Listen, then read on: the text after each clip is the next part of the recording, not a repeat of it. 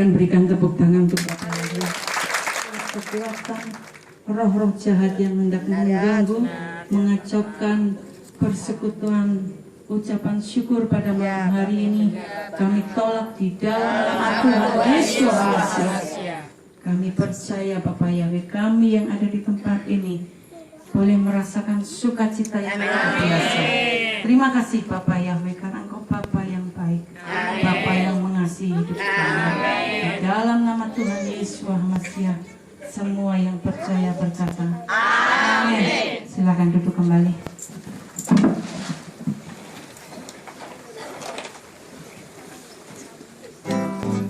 Kita akan pujian Bapa Engkau sungguh baik.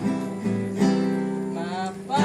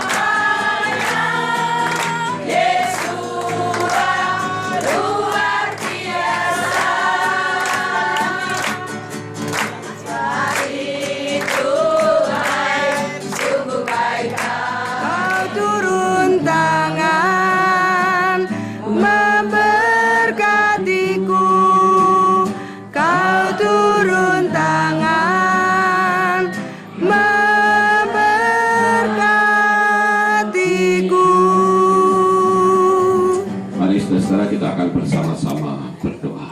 Haleluya. Kami tunggu di bawah kaki-Mu pada malam hari ini ya Bapa.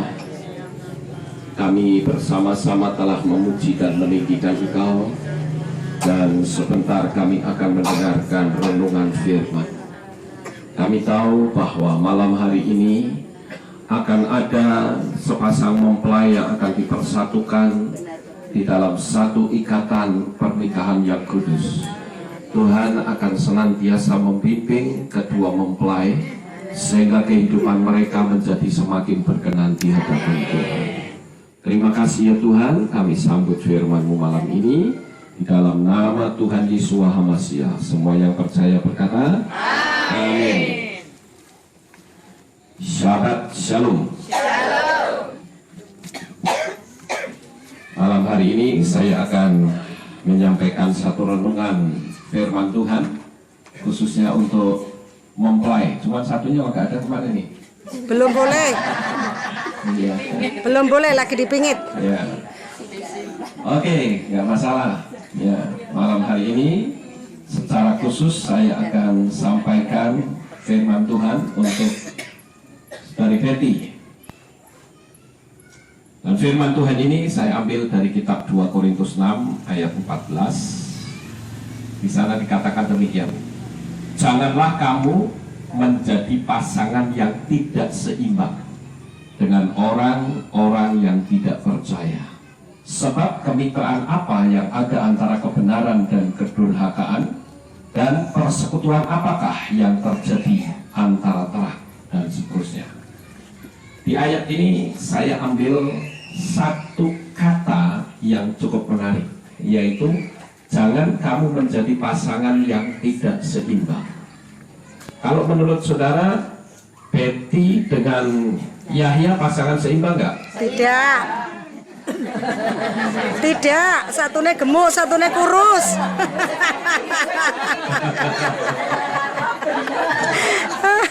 Betty kecil gini, kecil mungil. Sementara Yahya gemuk. Saya suka manggil dia si berat. Tapi tentu bukan itu maksud firman Tuhan ini, ya. Bukan pasangan yang tidak seimbang ini bukan bicara soal berat, bukan bicara soal fisik, bukan, ya. Tetapi pasangan yang dimaksud yang tidak seimbang itu adalah orang yang tidak bisa mengimbangi.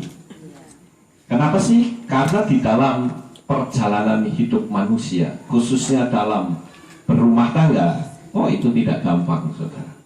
Atau bahkan gampang kalau mereka sudah bisa memahami satu dengan yang lain. Lalu apa yang dimaksud dengan tidak seimbang tersebut? Yang pertama adalah tentang temperamen. Mungkin saudara berpikir, wah temperamen kalau sama yang temperamen itu seimbang. Oh tidak, itu tidak seimbang. Karena setiap kali ada benturan, ada perbedaan pendapat, mereka akan masing-masing bertahan di dalam prinsipnya masing-masing, sehingga kamu keras, aku keras. Akibatnya apa? Terjadi benturan dan salah satu pasti pecah. Tinggal siapa yang kuat. Jadi yang dimaksud seimbang ini bukan berarti temperamen yang sama-sama imbang. Artinya yang sama-sama tukang marah, ya sama-sama tukang marah. Itu malah tidak seimbang.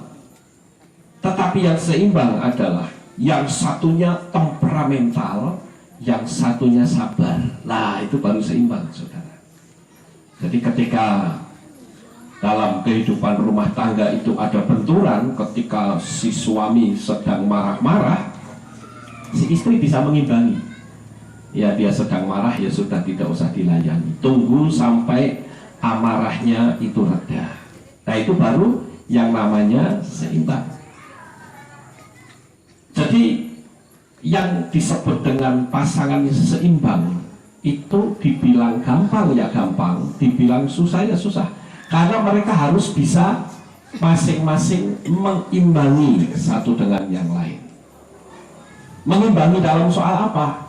Dalam soal keuangan misalnya. Itu harus seimbang. Artinya yang satunya boros, ya jangan yang satunya ikut boros. Wah, bisa bangkrut rumah tangga. Jadi yang dimaksud seimbang di sini adalah bisa saling mengimbangi satu dengan yang lain.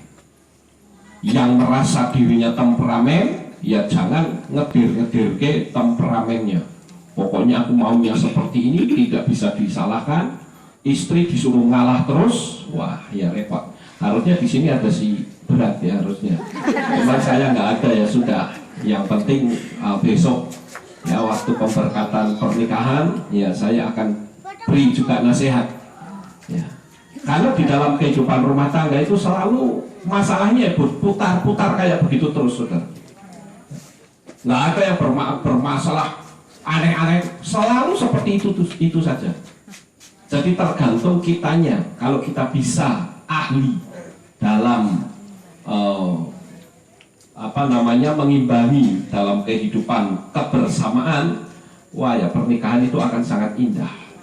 Tapi sebaliknya, kalau pernikahan itu tidak diimbangi dengan baik, wah yang ada itu neraka dunia, sudah. Kemudian yang berikutnya, mengimbangi soal apa? Bukan cuma keuangan, tetapi juga soal bersosialisasi. Nah ini penting, karena di dalam kehidupan rumah tangga itu yang saya anjurkan, pasangan suami istri itu harus selalu menggunakan bahasa yang santun. Tahu bahasa santun? Bahasa yang sopan, bahasa yang lemah lembut, bahasa yang enak didengar, bukan bahasa yang suka memaki-maki, mengeluarkan kebun binatang. Itu nggak baik itu. Jangankan kok seperti itu ya, membentak istri saja itu menurut firman Tuhan salah, nggak boleh seperti itu. Kenapa? Karena ketika istri itu dibentak, itu lukanya itu tidak selesai satu hari itu. Mungkin bisa 1 tahun, mungkin bisa lebih ya, saudara. Ya ini di sini ada ibu-ibu. Kalau ibu-ibu dibentak sama suami, sakitnya berapa lama? Seumur hidup. Wah, ngeri ya. Cuma 1 kali bentakan, membentaknya berapa lama? 1 menit ada nggak? Nggak ada. Tapi lukanya kok lama ya, sampai seumur hidup ya. Aduh, ngeri juga kalau begitu ya. Jadi, ya ini sebetulnya nasihatnya untuk si berat tadi ya. Tapi ya karena dia nggak datang ya sudah nggak apa-apa besok.